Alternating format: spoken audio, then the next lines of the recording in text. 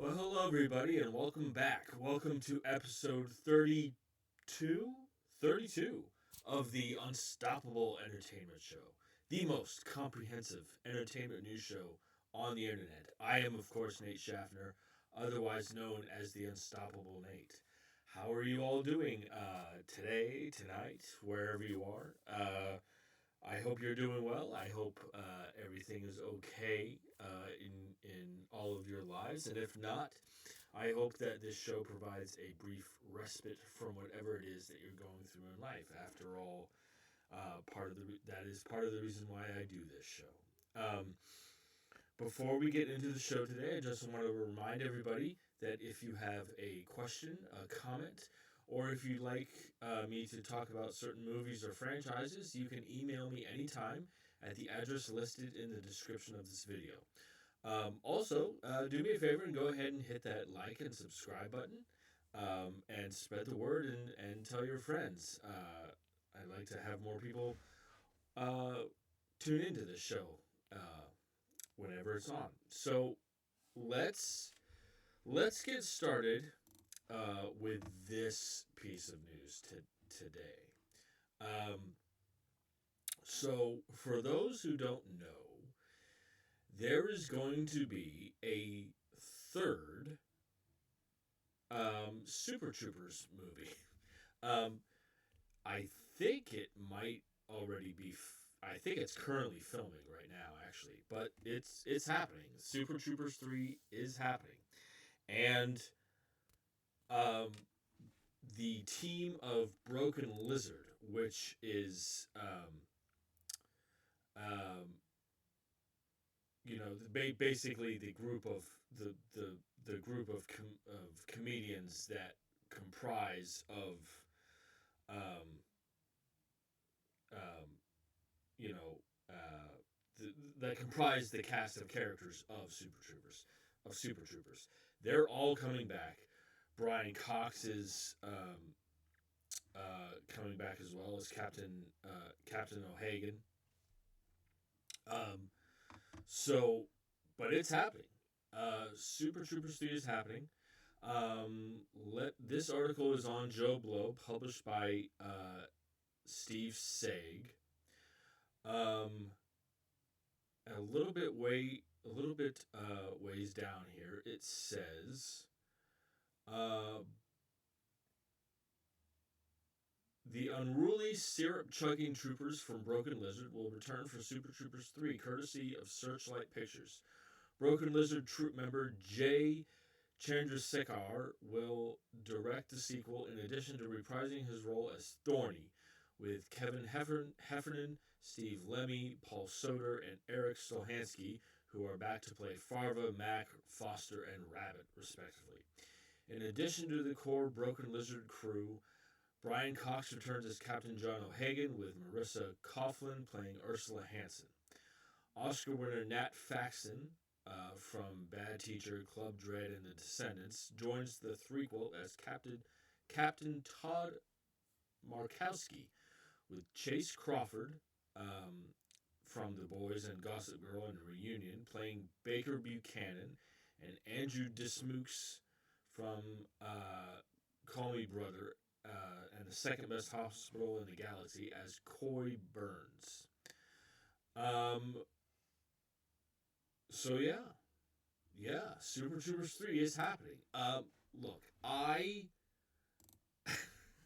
love the original Super Troopers so much. The it just it's just one of those goofy comedies that anytime I need a laugh, I just love that movie so much. Move that gigantic cotton candy now. you know, you boys like Mexico. Where just I love Super Troopers so much. I have not seen Super Troopers 2. Uh, I've heard it's okay, but I have yet to see it. I'm just excited that they're doing a third one. I love this team of people, and I love the original Super Troopers so much. So hopefully, now given what I've heard about, um, let me hold on. Let me see. Um, did I miss something here? Sorry about that. So, given what I've heard about Super Troopers 2, uh, it sounds like I'll be kind of disappointed in it. Um, but um, I'm just happy that they're doing a third one. So there's actually a bit more casting news regarding that. Hold on just a second. Did I miss something? I had it all written down. Hold on.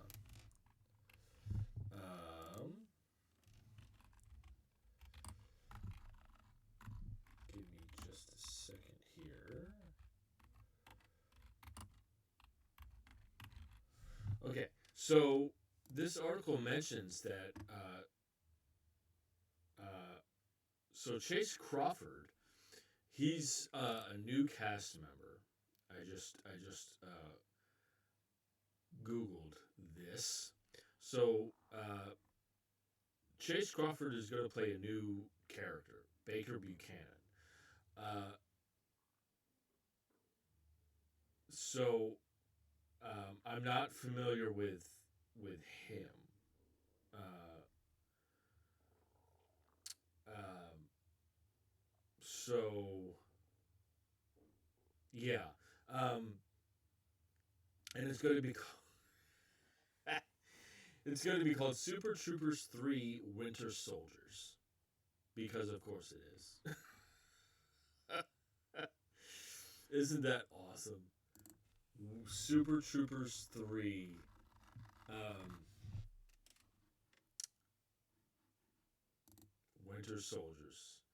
So Chase Crawford, I'm not familiar with him, but he is going to be in it as well. He's going to play a new character, so that's pretty cool. But yeah, so Super Troopers 3 is happening. Jump in the comment section and let me know what you guys think about this. So let's move on here to this next bit of news, and it kind of stinks, but um, I I kind of understand why this is happening. So I I personally have,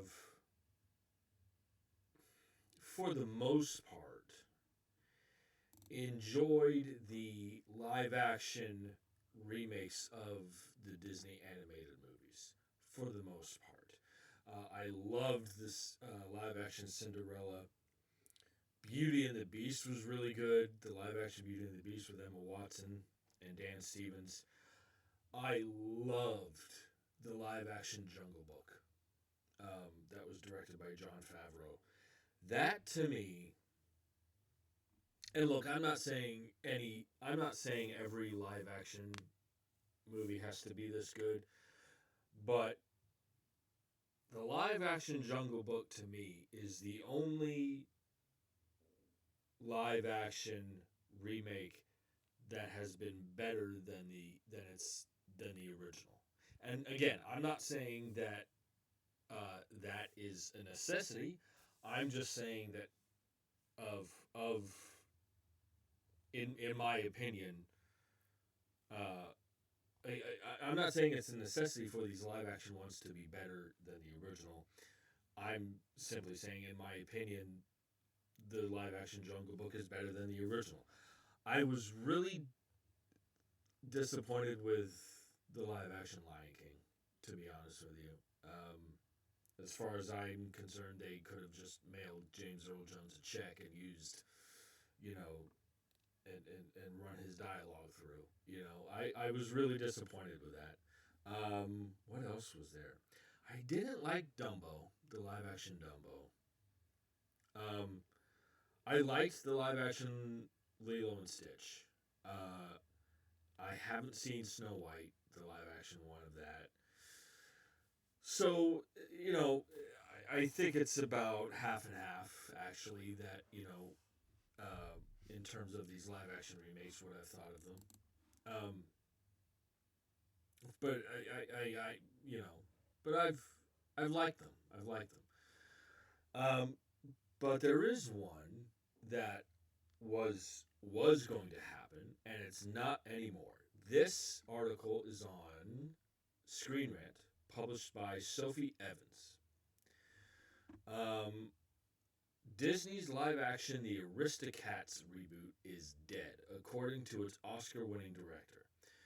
The 1970 animated musical comedy The Aristocats follows a Parisian mistress's pampered family of cats who, after being kidnapped by a jealous butler hoping to steal their inheritance, must find their way home with the help of a streetwise tomcat and a band of jazzy friends.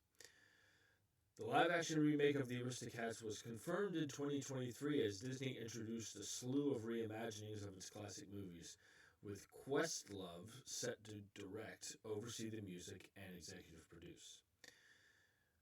Beyond its initial announcement, updates for The Aristocats have fallen silent, leaving many to wonder if the Disney remake is still moving forward with development. Now, in an interview on Score, the podcast, the Aristocats director Questlove has confirmed that the live-action remake movie is not happening. He explained that Disney's reshuffling was partly to blame as it caused development delays, and he needed to update with each new administration. Questlove said, "By the third time, I was just like, maybe this isn't meant for me."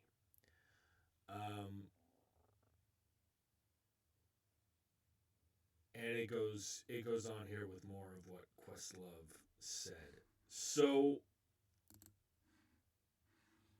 it kind of sucks, but I get it. Um, he mentions Disney's reshuffling in terms of leadership, which is when new leadership takes over, you know, sometimes things happen. But I also think that the reception to these live action remakes is also a reason why this isn't happening. I mean, let's be honest. I may have enjoyed them. I really enjoyed the live action Little Mermaid as well. But just because I've enjoyed them doesn't mean everybody else has. And I perfectly understand that. And it wasn't so long ago when the disastrous um, financial debacle of the live action Snow White. I think the future of these live action remakes was caused into question because was called into question because of the financial failure of this live action Snow White. And but the live action Lilo and Stitch made $1 billion, and so we'll see what the live action Moana does as well. So I think that the reception to these live action remakes may also be the cause for why this isn't happening. Um, and I can't say that's I can't argue that. You know. And I don't know how they would pull off a live action Aristocats movie either. That would be incredibly difficult, I think. Because then there was the live action Pinocchio and the live action Lady and the Tramp, and I heard neither one was good. So, I mean, maybe, this kind of sucks, but maybe it's for the best, So jump in the comment section and let me know what you guys think about, this live action Aristocats movie no longer happening. This next bit of news is interesting. So I, so for those who don't know, Sofia Coppola and Kirsten Dunst have made 4 movies together. they did. I think the first one was the Virgin Suicides, which is one hell of a movie. That one's pretty intense. And then there was Marie Antoinette, and then there was what came after that, the Bling Ring, which wasn't very good, and then there was the Beguiled, and so for the most part, Sofia Coppola as a director and collaborating with Kirsten Dunst as an actress, more often than not, you get good results. Well, it turns out they are going to reunite for a fifth movie together. Um, uh, this article is on Screen Rant, published by Abigail Stevens. Um, Longtime collaborators Kirsten Dunst and Sofia Coppola are reportedly teaming up for another movie soon. And then it lists their previous collaborations. And then a little bit ways down, um, this article says that Dunst just gave an interview with Town and Country magazine, during which she mentioned that she has read the script for Coppola's next project. And so so she's read the script, and it's probably going to happen. I mean, what's it? Sofia Coppola is a more than capable filmmaker. I mean, she what was the name? I'm gonna blank on it here for a minute. Hold on.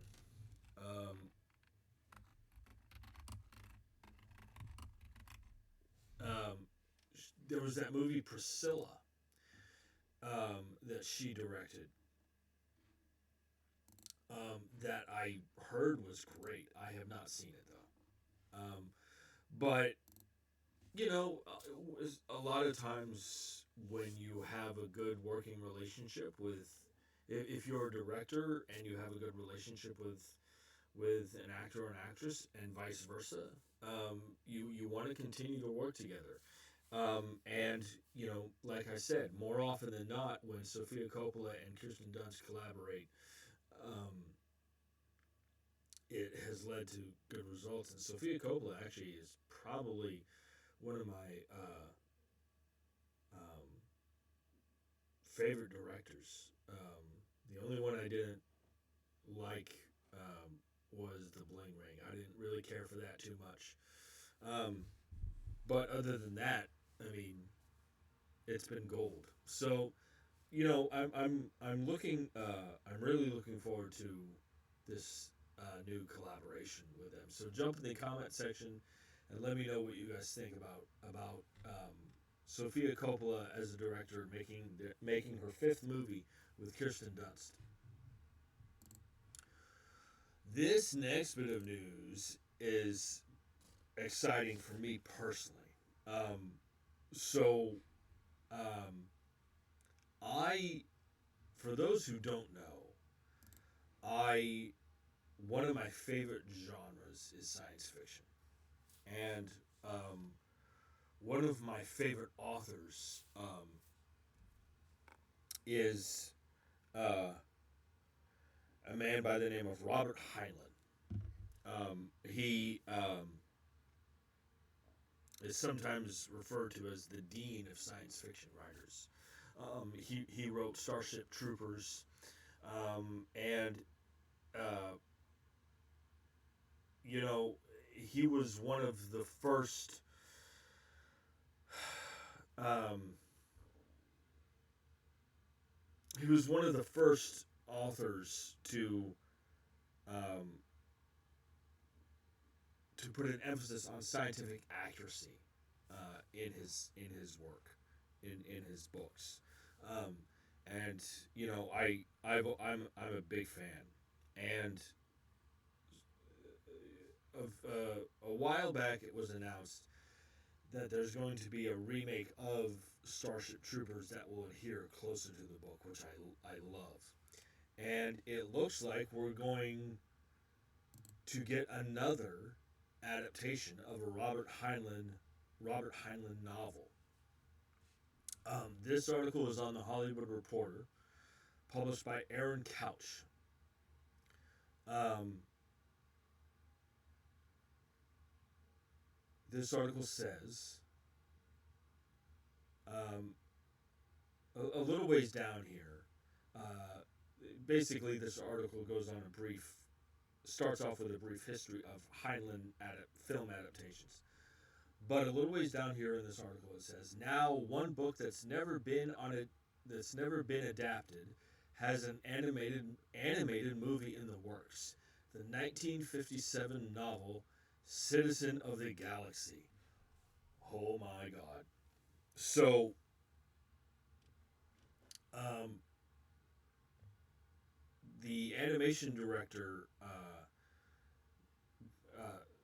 Jay Olivia or Oliva, I'm sorry, Jay Oliva. Um, he worked on Zack Snyder's Twilight of the Gods, and he will be he will be directing the movie. This article says. Um, so let's see here. This article does go on to so let me just read this article here. The project hails from prolific animation director Jay Oliva and his Lex plus Otis banner. Oliva, a veteran of both DC and Marvel animated features, will helm after working on projects as disparate as Zack Snyder's Twilight of the Gods and creating storyboards for Deadpool and Wonder Woman. Luke Lieberman, known for the Red Sonja comic book franchise, is penning the script. Ryan Silbert, who produced the Oscar-winning short God of Love, will produce, along with Oliva and Lieberman. The novel was an interstellar coming-of-age action-adventure story that centers on Thorby, an orphan boy auctioned into slavery until an encounter with Baslim the Beggar changes his life and sets him on a journey that will shape the fate of the galaxy. Whoop. What is that?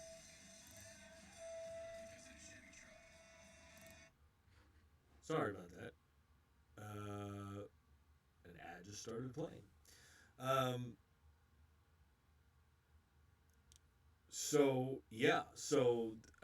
the novel was an interstellar coming-of-age action-adventure story that centers on Thorby, an orphan boy auctioned into slavery until an encounter with Baslim the Beggar changes his life and sets him on a journey that will shape the fate of the galaxy.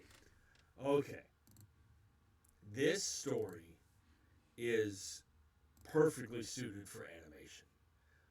Oh my God! It was part of the juvenile uh, series of novels published by Robert Heinlein, and this is going to be awesome. I really believe that. It's perfectly suited for animation. The story is, and I'm just excited um, to see more Heinlein work be adapted. I'm such a huge fan. I'm a huge fan of science fiction, um, and this God, I'm so stoked for this. So there's not much more information to that. There's not much more information on this project other than that. Other than that, it's been announced. So all I can tell you is I'm excited that another Heinlein novel is being adapted. The story is perfectly suited for animation, and I cannot wait for this. So jump in the comment section and let me know your thoughts on this. So this next bit of news has to do with an upcoming horror movie. Um, so this article is on Deadline, published by uh, Andreas Weissman. Let me see here. Um, and this article says Star Trek and Searching star John Cho and the White Lotus and Mayfair Witches star Alexandra Daddario have been set to star in horror thriller Inground, which will be a hot genre package at the upcoming TIFF market. That's the International Film Festival.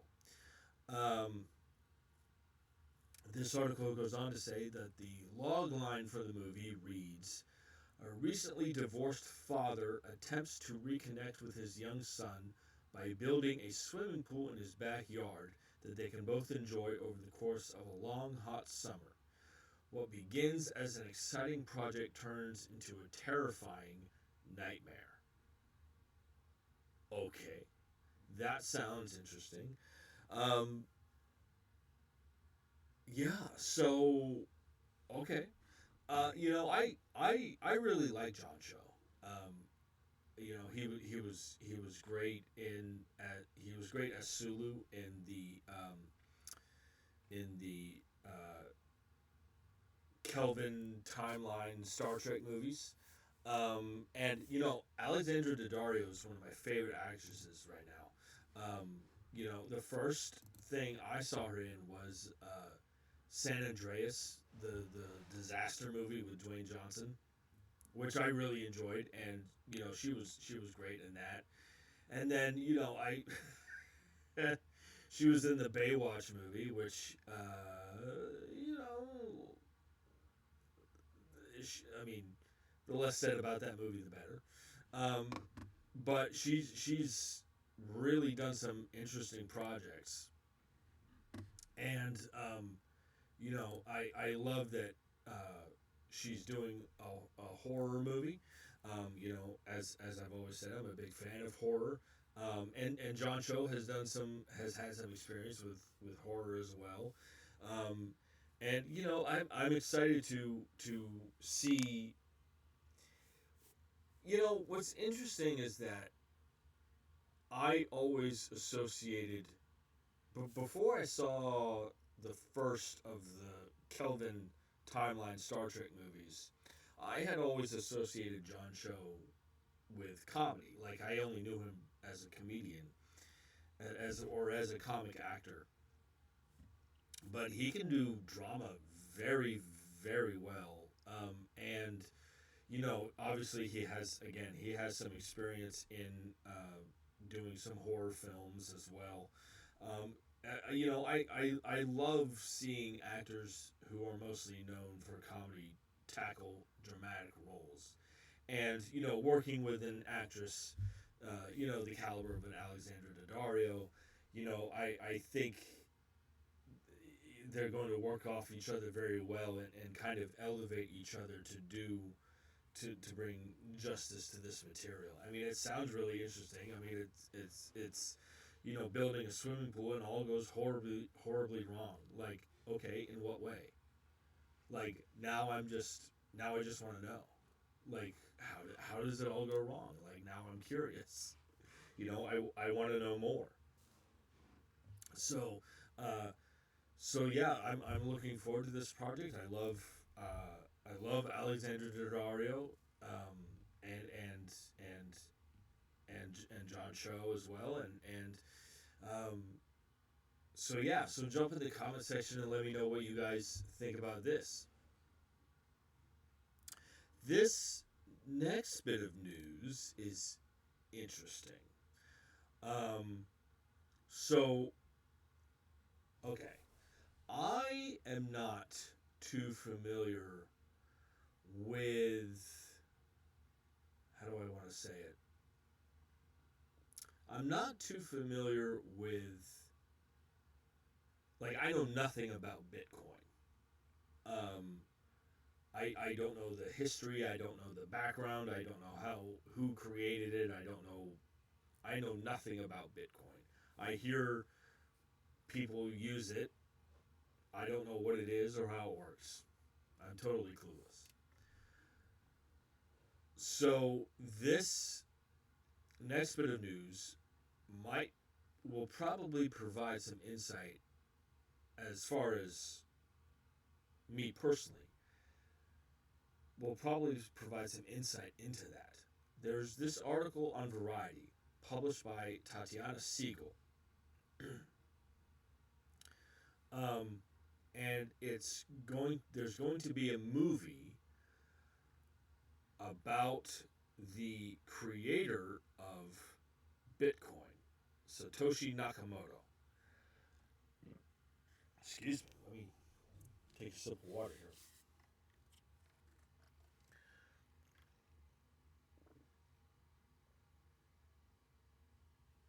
Um, Sorry about that. So this article is on Variety, published by Tatiana Siegel, and a little ways down here it says Doug Lyman, who directed The Bourne Identity and Mr. and Mrs. Smith, and he's actually got several projects lined up as well, several more. Doug Lyman has signed on to direct Killing Satoshi, a conspiracy thriller that looks to unravel one of the most enduring mysteries of the 21st century, the secret identity of Nakamoto, Satoshi Nakamoto, that is, and why the answer threatens the global power structure. Oscar winner Casey Affleck and Pete Davidson will star in the film, with their character descriptions being kept under wraps. All right. So Nick Schenk, who has collaborated with Clint Eastwood on Gran Torino and The Mule, both of which are really, really good. Gran Torino's better, but The Mule's really good too. So Nick Schenk wrote the screenplay, which traces an elite cabal's diabolical plans to make sure that the truth never surfaces.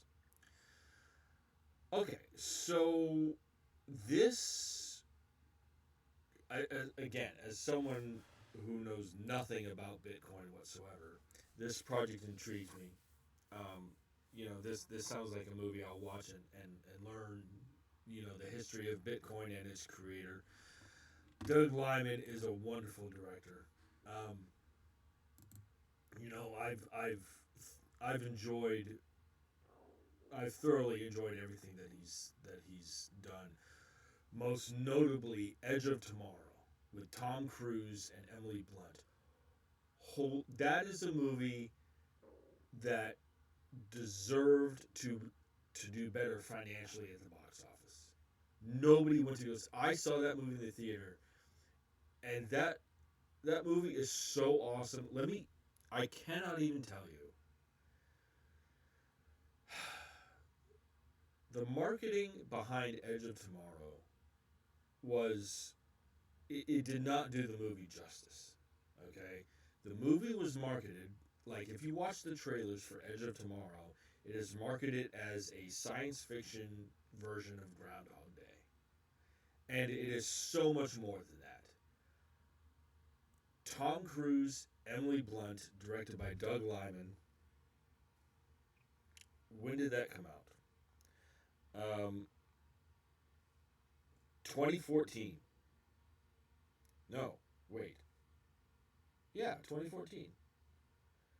Yeah. Um, yeah. It's awesome.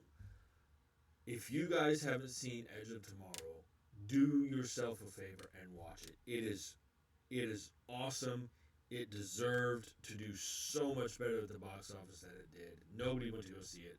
Please watch it. Okay. Now that I'm done with that.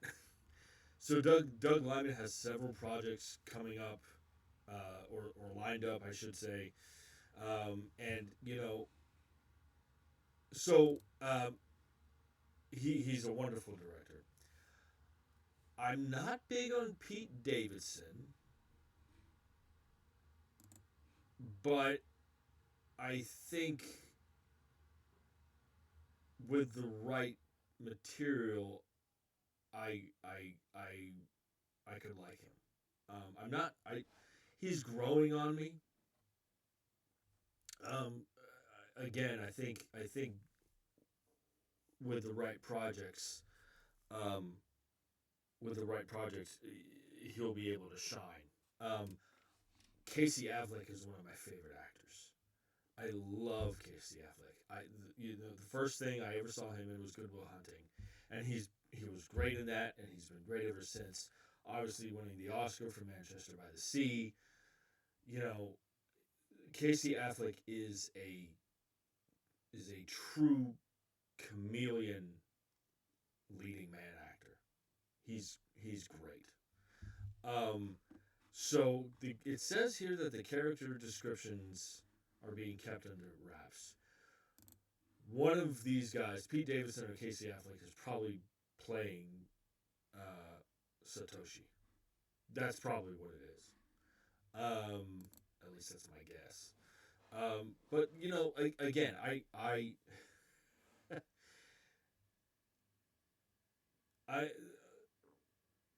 it's one of the things that I find really interesting as I get older is I have trouble keeping up with new ideas, new trends or whatever you want to call it. And the like Bitcoin Bitcoin and its use and who invented it and everything just completely passed me by. Like I know people use it. I've heard the word, but you know, I don't know what it is or how it works or anything. So I feel like for me, this movie will provide insight into that somewhat. And you know, I love watching movies where I learn something. You know, so yeah, this sounds really interesting. I like the cast. I love the director. You know, I hope it's good. You know, uh, and so yeah, so jump in the comment section. And let me know what you guys think about this. So let's see here. This next, so a few episodes ago, I uh, talked about this upcoming uh, Chris Hemsworth, Chris Hemsworth uh, submarine movie called Subversion, which I am really looking forward to. I'm so excited for that. And there's been some cast announcements for that movie. So this article is on the Hollywood Reporter. Excuse me. Published by Ryan Gajewski. This article says a trio of actors have permission to come aboard. Permission to come aboard. Have permission to come aboard Amazon MGM Studios' Chris Hemsworth led submarine thriller Subversion. Simone Kessell, Robert John Burke, and David Wenham have joined the cast of director Patrick Vollrath's forthcoming feature, The Hollywood Reporter has exclusively learned. They joined previously announced cast members Hemsworth, Lily James, and Michael Pena. Let's see. So, uh, so Simone Kessell was on that show Yellow Jackets, and she's also on that show on Apple TV Plus, um, The Last Frontier. She was also in the Obi-Wan Kenobi TV series, which I really enjoyed. Um, you know, our flag means death. Um, so, and then Robert John Burke was in Black Panther 2. Um, and he was also on the Last of Us TV show. Um, and so David Wenham, I'm familiar with. I'm not too familiar with the other two, but David Wenham was in Elvis, which was great. He was so good, and you know, obviously playing Faramir in the Lord of the Rings movies. So you have him in there.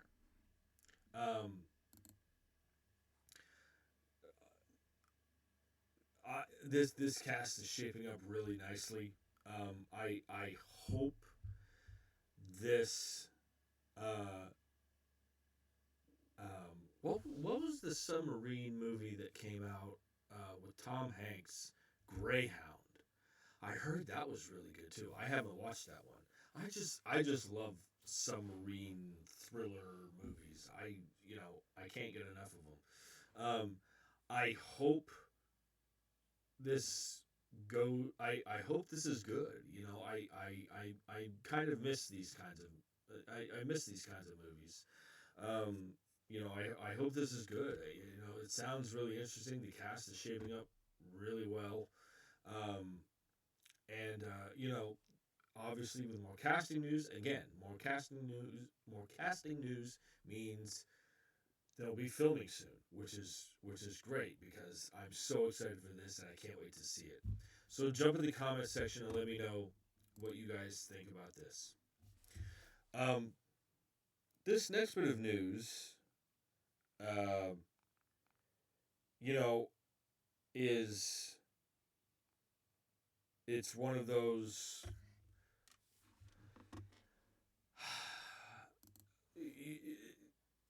Let me. I understand why it's happening, but on the other hand, I don't. So, for those who don't know, there is going to be a sixth Ice Age movie. I believe it's called Boiling Point. Ice Age Boiling Point. Excuse me just a second.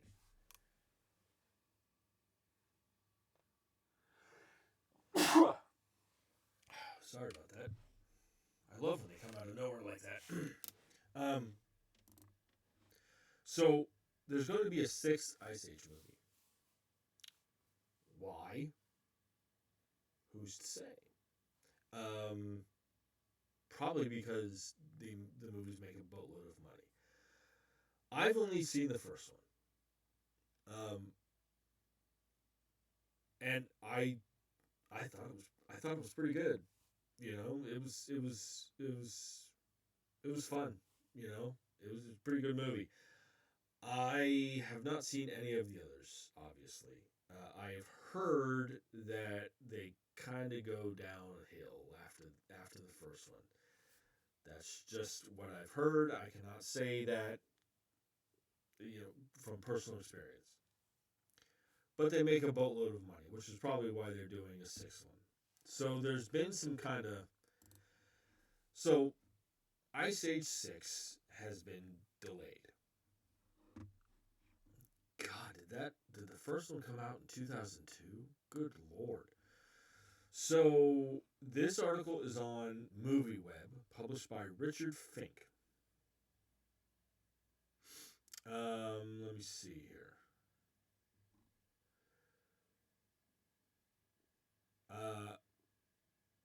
So this article says Ice Age 6 has been delayed from its original 2026 release date.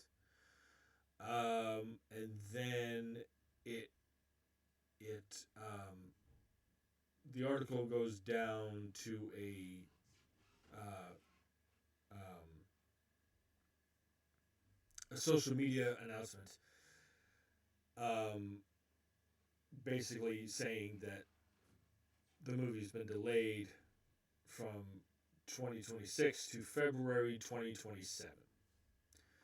Um, so this, I mean, it sucks, but here's why I think it makes sense. This article does point out, if I scroll most of the way down here, so this article does say, Richard Fink writes, the delay of Ice Age Boiling Point is not at all surprising. Many expected Ice Age Boiling Point to move when Disney delayed Avengers Doomsday to December 28th, 2026. With Ice Age Boiling Point now being a Disney film, it seemed impossible that Disney would release two films on the same day. Avengers Doomsday's release shuffle has already seen Shrek 5 pushed from December 26th to July 2027. Now all eyes are on Dune Part 3 to see if it will go head to head with Avengers Doomsday or if it will also move its release date. So basically, um, the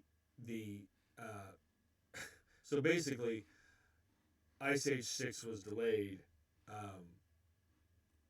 so that it wouldn't get financially destroyed by Avengers Doomsday. That's basically what's happening. And let's face it, it would be. Nobody, if Ice Age 6 and Avengers Doomsday were released on the same day, gee, I wonder which one people would go see. It was a smart move to delay it. Um, it doesn't seem like it's any kind of production issue or anything like that or animation issue. They just didn't want to compete with Avengers Doomsday, and that's the right call. Um, Again, I have heard that the Ice Age movies go downhill after the first one. Um, I may watch them all eventually, um, but it obviously it has its this franchise has its legions of fans. So hopefully, here's what I'll say. Hopefully, Ice Age 6 will get back to the quality of the original. Um, and maybe they'll keep making more of them. Who knows? Are you guys interested in a sixth Ice Age movie? Maybe you are, maybe you aren't. I will say, depending on word of mouth, I'll probably see it. There are lots of movies I watch anything. So, but yeah, so Ice Age 6 has been delayed, so it wouldn't compete with Avengers Doomsday. It makes sense. What do you guys think about it? Are you excited about? Are you looking forward to Ice Age 6? Jump to the comment section and let me know. So I'm going to end this show, and I kind of feel bad that I'm doing this, but I'm going to end this episode on a bit of a downer. For those who don't know, there was this was on September 1st. So on September 1st, an actor by the name of Graham Greene died. He was 73 years old. Graham Greene is probably most known for playing Kicking Bird in the movie Dances with Wolves, which I love. I actually have the 4-hour version of Dances with Wolves. I mean, and it is really, it's great. Dances with Wolves won Best Picture. It's a movie. What's funny is that Dances with Wolves was a movie that my dad wanted to watch when I was like 9, and I didn't want to watch movies like that when I was 9. I wanted to watch Star Wars. I wanted to watch action movies. I didn't have the appreciation for the kind of film that Dances with Wolves is. But I love Dances with Wolves, and it won Best Picture. And Graham Greene played Kicking Bird, and he was also. Let me see here. So he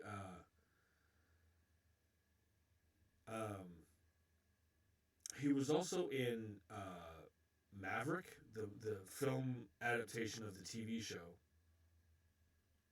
with Mel Gibson and Jodie Foster. He was in Die Hard with a Vengeance. He was in The Green Mile. I mean, he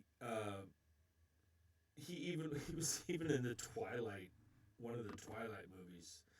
Um, you know, I mean, he was just a wonderful character actor, um, and uh, much. He was somebody that because I have such a fondness now for Dances with Wolves. Whenever I saw Graham Greene in something else, it just made me smile. Like, oh, it's, Graham Greene. It's, I remember him. And then he would pop up in other movies and it put a smile on my face. He was 73 years old, and as it it's funny. I quite often forgot his real name because as I so closely associated him with the character of Kickingbird from Dances with Wolves. But he was a wonderful wonder. I think he got nominated for an Oscar for that movie, for best supporting actor. Um, I don't think he won. But I think he got nominated. But anyway, he was a wonderful. Like I said, anytime I saw him in anything, it just made me smile. And he brought this kind of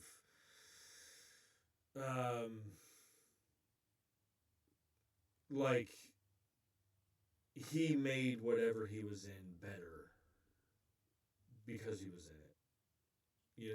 Like if Graham Greene, like in like for me, if Graham Greene was on screen, you paid attention. You know, and so that I just wanted to share my thoughts about Graham Greene and my memories of him. And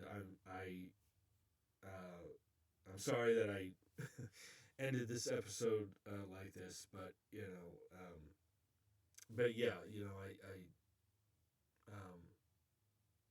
from my days of not wanting to watch Dances with Wolves, from those days up until when I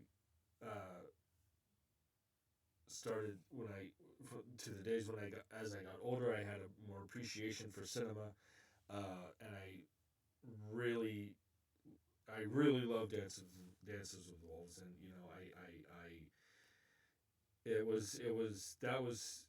it was tough to hear about the death of Graham Greene at the age of 73, and it's just sad. But I'm sorry that I that I ended this episode on kind of a downer. But I just wanted to talk about Graham Greene for a little bit. I will be back tomorrow. That's going to do it for tonight's episode. I will be back tomorrow. I still have a lot to catch up on in terms of entertainment news. I still have a lot to catch up on. But I will be back tomorrow sometime. Um, but I hope you guys enjoy the show. I hope you continue to enjoy the show. I want to build even more of a community than I've already got. I so appreciate the views. I appreciate the word of mouth that's been spreading about this show. Look, if you know, I just want to say this. There are a couple of podcasts that I listen to, and um, the thing that I've learned is, and the thing that I knew by doing this show is that if I'm going to put myself out there, I'm going to be judged. I'm going to be. There are people who are going to like what I have to say, and there are people who aren't going to like what I have to say. And